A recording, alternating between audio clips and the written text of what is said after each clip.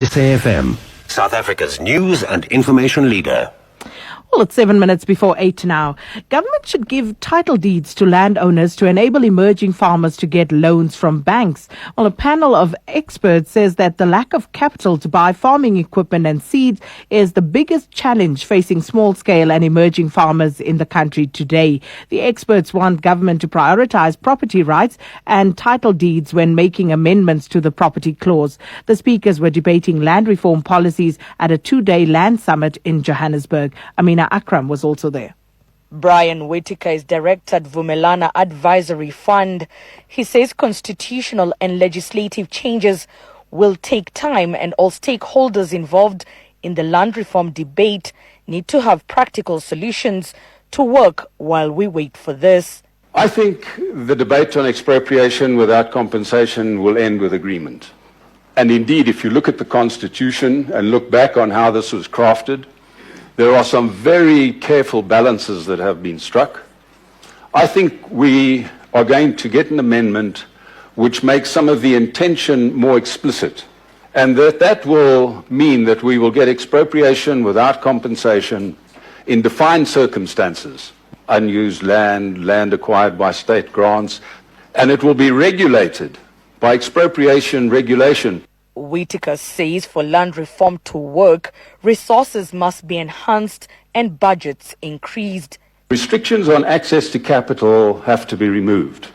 But when communities have land settled on them, they sign a Section 42D agreement under the Restitution Act in which they undertake not to bond the property.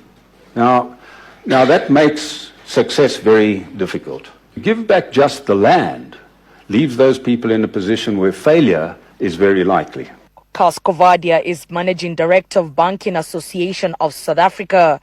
He says land redistribution must be done in a way that it can produce and have access to markets.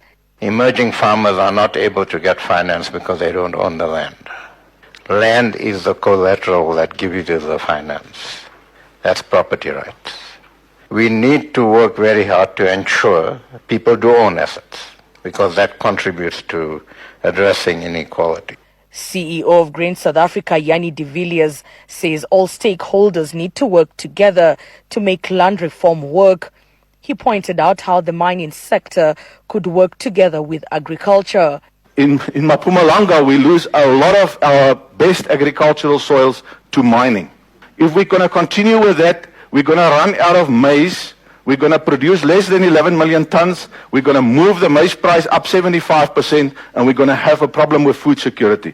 So it's not just land reform that we need to look at how we apply the soil and the land. We also need to look at the balance between mining and agriculture specifically. De Villiers also urged government to fast-track its housing backlog. A lot of these occupations, that land grabs that's taking place of people, the need is a lot bigger for housing, and we can't try and fix everything in agriculture and not sort out the housing thing.